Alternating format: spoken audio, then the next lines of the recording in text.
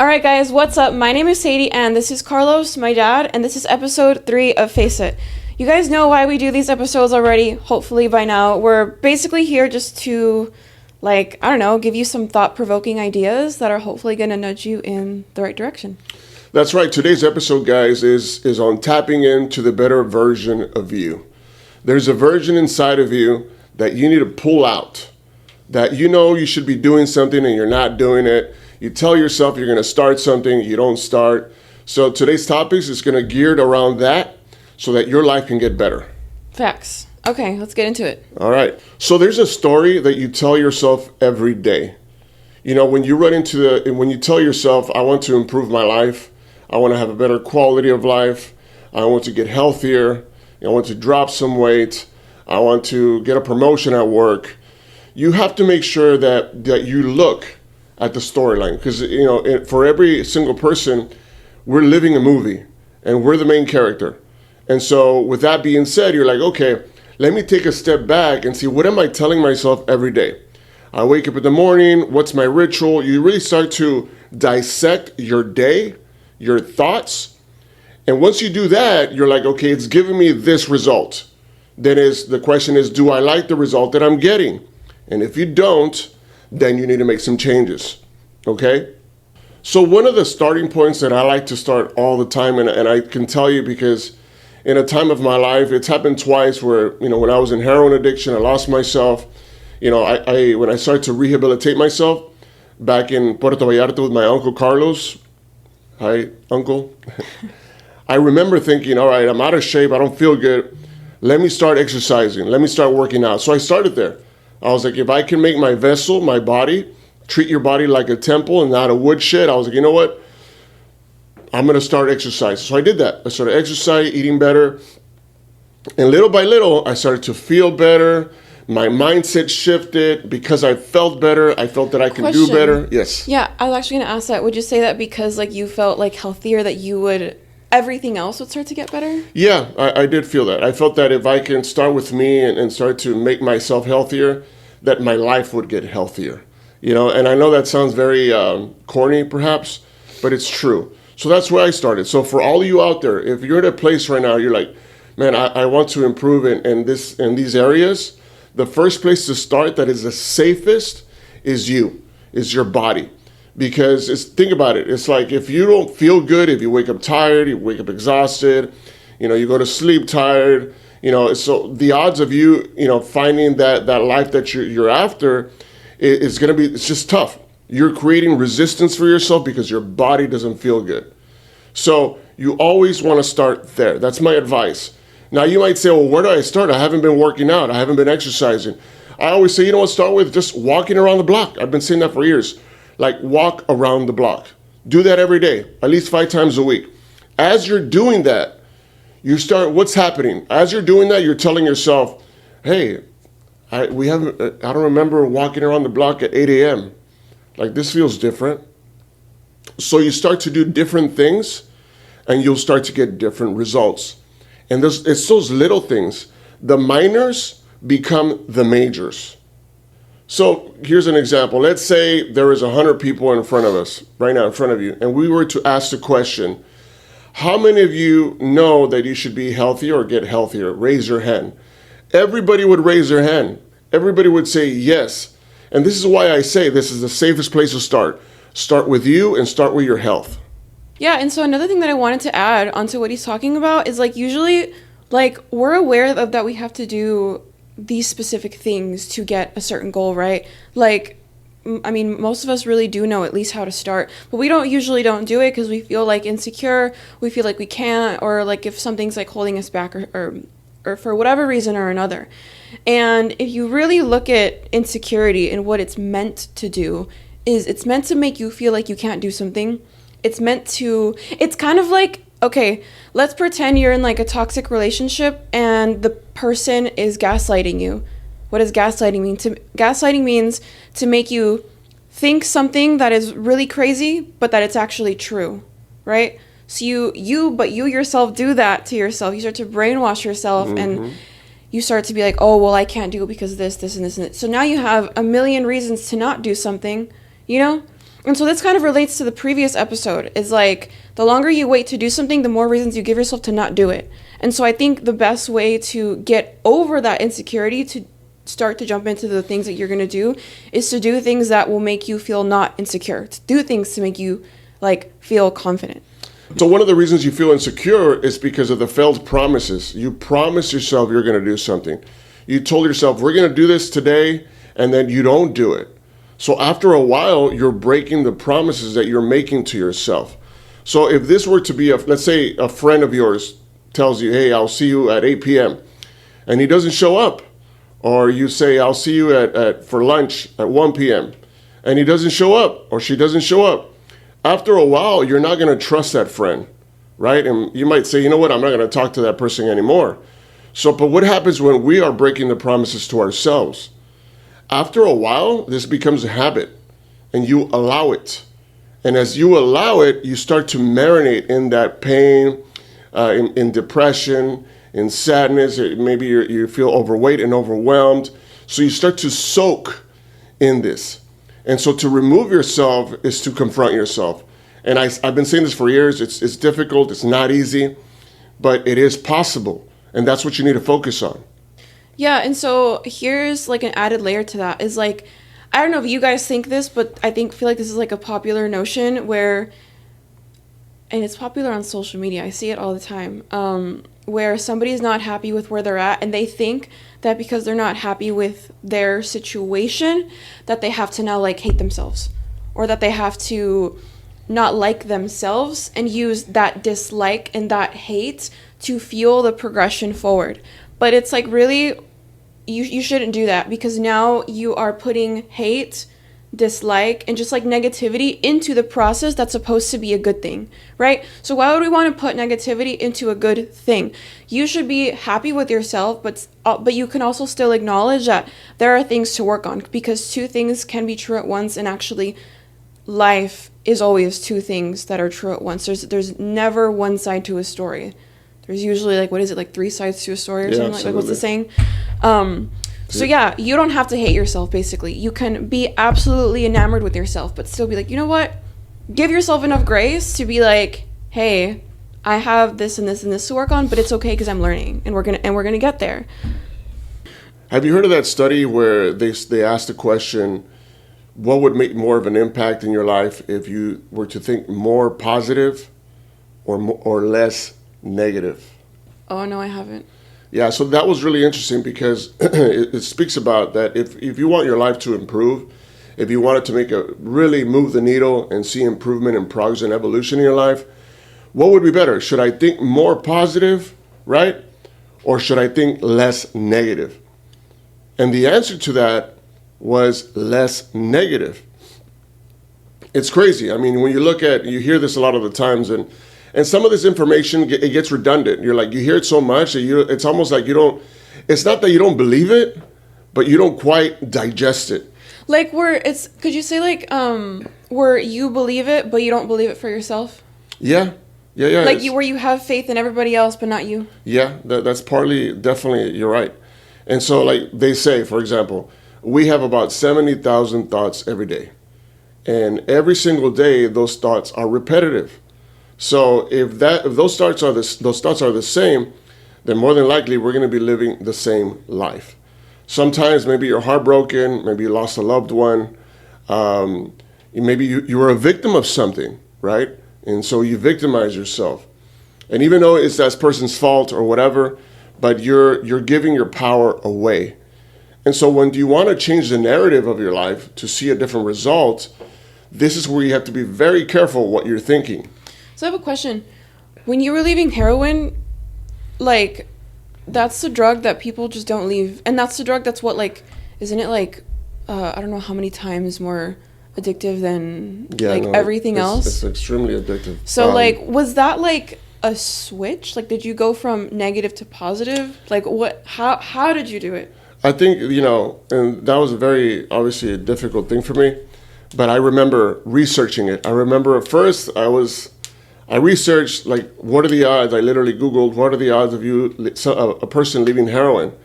And it was like slim to none and slim left town, It was really bad. But I would find stories that this one person made it out. And so my mind said, okay, I need to focus on that one person that made it out of heroin addiction. And so that became my thinking. That was my focal point. I was like, man, if that person can do it, I can do it.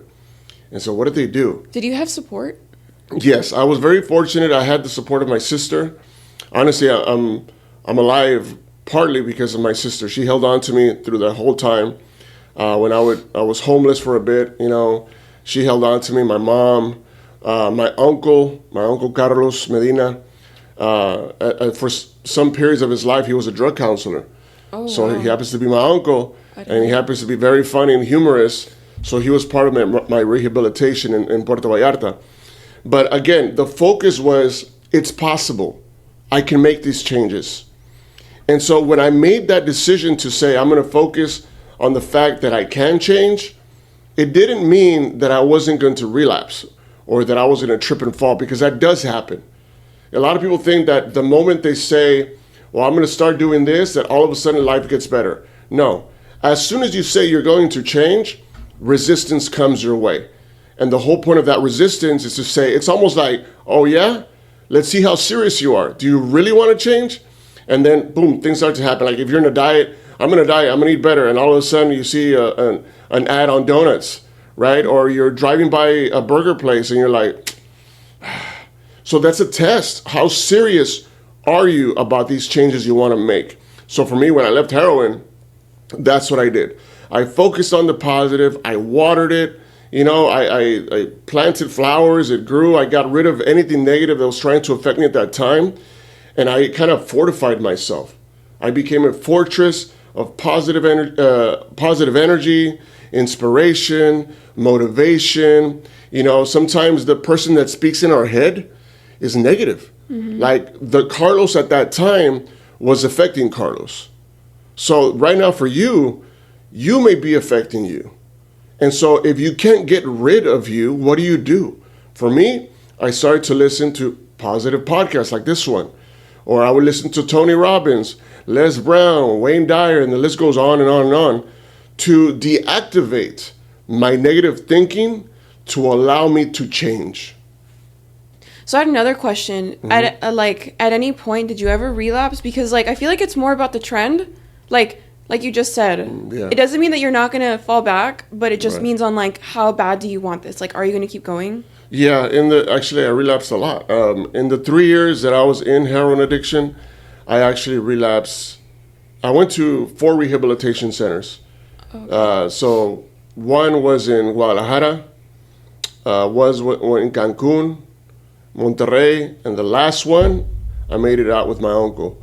But I relapsed every single time. But I remember relapsing and being like, God, I'm such a loser. I was like, I can't believe I don't want this. So that's the thing, that everything inside of you is saying, I don't want this. I want to live a better life. But because our brain is meant to survive and it becomes addicted to certain substances, it just ignores you. It's almost like your mind becomes your enemy. It starts to operate on what I want, what it wants. So relapsing is actually normal, but you must continue to try and try and try. Be stubborn in seeing the changes you want to see in your life. And I promise things will get better. Okay, but don't get discouraged, because that's a trick. You relapse, you're like, oh man, yeah, forget it. This is just my life. No, don't give up. Do not quit. Yeah, I feel like instead of seeing that as proof that you can't, see it as proof that you can, because you already tried once. Exactly. Yeah. Okay, for you, Sadie, has there ever been a moment? I know you're very young. You're only 22 years old, and I believe you're wise beyond your years. But I guess my question is, has there ever been a time where you felt you were affecting your reality, your outcome, or was there ever a time where your environment was trying to affect you in a way that could have gone, in a bad way? It could have been negative for you. Did you ever experience anything like that? Yeah, I think so. Definitely, like you were saying, how the environment really, really molds you as a person. And it's like if you pick out these patterns from environments that aren't serving you, it's your responsibility to do away with those things. And for me, when I was younger, my stepfather would make certain comments to me quite often, saying that like some quite inappropriate comments, and saying that I would grow up to be just taken advantage of by men left and right, and how like I would always need a protector because men would look at me ugly, or that I should wear really long shirts all the time because men are gonna look at me the way they're gonna look at me. And so fortunately I was able to put a stop to that, and so obviously none of that transpired. But like if I was in another position, I could have let that completely like overtake me, and I'm so glad that I didn't. And also, my mom didn't know about any of this, so it's like this went on for a long time, like several years, where there was just these comments over and over and over again. And fortunately I came out on the other side, having to not have to, I guess, suffer. Just to kind of add to that, I mean, that happens. Sometimes you're around people that have a certain way of thinking, and they try to give it to you. It's like, look, here's my dumb thinking. Take my dumb thinking, child. You know? Yeah. I know that sounds funny, but so people have limitations. People have perspectives. And sometimes they want to give them to you. And so it's our job to say, you know what? That is your reality. It is not mine. And so I'm happy that you were able to detect that and not allow it to, you know, to change you or to make you in a way that he was saying. You know, so those things happen, unfortunately. That is life. Another thing, at the time, I think I was between the ages of like, oh man, how old? I probably was between the ages of 5 or 6 years old, all the way to I think maybe like 15. So if you guys don't know, like the ages of 0 to 7, I think, are like your most pivotal years. Like whatever's being said to you, whatever your environment is, whatever you're watching, whatever everything, that is now your personality, right? And so those were things that were being told to me during fortunately during the end of my pivotal years, which is I think part of the reason why there was a semi-easier, switch for me to be like, okay, no, like this is like not for me. So whether we like it or not, our environment does affect us. Okay. So like you hear many times, if you hang around with 4 losers, you're going to be the 5th one. If you hang around with 4 winners, more than likely you're going to be the 5th one. So the environment does affect. Like for me, when I was in addiction, the Rio Grande Valley represented drugs for me. So I had to leave. I went to Puerto Vallarta, removed myself from the environment, was able to work on myself, primarily my mind, so that I could become strong. And I came back kicking butt, you know? So we have to acknowledge that.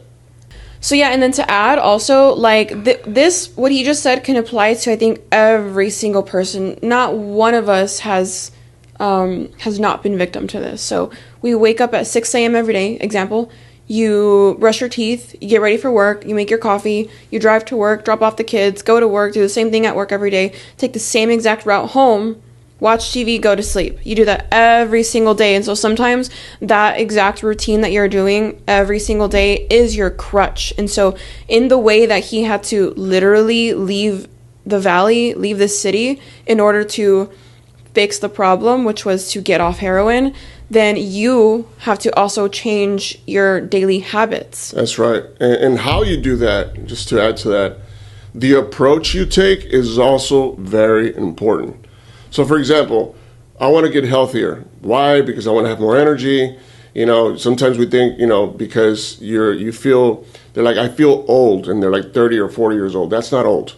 Old is like 80 or 90, okay? And even then, there's some 80 and 90-year-olds that look amazing and are kicking ass.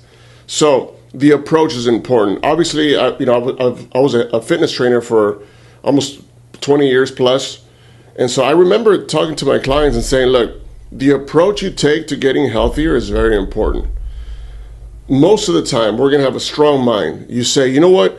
I want to get healthy. I want to lose weight, right? And then maybe you do something real extreme. You're like, you have black coffee in the morning, a toast, and then a toronja, and then at night you have more coffee. You're like, what's a toronja? And so you lose 30 pounds in 3 weeks. And you're like, I lost 30 pounds, right? But then you get off the tronca and the black coffee and the toast, and you gain that weight back. What's a toronja? Right. You don't know what a toronja is? No. A grapefruit. Oh. So that was very extreme. It's like it's immediate results, right? But obviously, I could go into if you lose 30 pounds in 3 weeks, probably 25 of those pounds are muscle and 5 pounds is fat, which slows your metabolism. That's another video. But so my point is, there has to be a strategy on how you do things, because you want to think long term, not short term. Okay. So I would have clients say, I'm going to go join this really intense workout. This is maybe a CrossFit or whatever. And they go and the next day they cannot walk. They're super sore. And then they say, working out's not for me. Being healthy is not for me. So, and then I would tell them, it's not that. It's just that your approach was wrong. It was too abrupt. So there has to be a strategy to bettering yourself. That's kind of what we do here at Francesca's Formulas, and we have been doing for the last 12 years. So that brings me into today's product, Diet Dust. This is something we have here at Francesca's Formulas if you want to have more energy, if you don't want to continue overeating, if you want to burn more calories, and if you actually want to feel like you can do the things that you want to do. We are open every day, Monday through Friday, 12 to 7. Saturdays, we're open 12 to 5. Sundays are the only day that we're closed. However, we have an online store that is open 24/7. We have shipping and delivery, so there are no excuses. Guys, if you could do me a huge favor, if you could like, comment, share, subscribe, turn on notifications, and just pretty much like acknowledge our existence. You guys can leave a comment on what part of the video you feel like helped you the most, okay? I will see you guys next week with a new topic.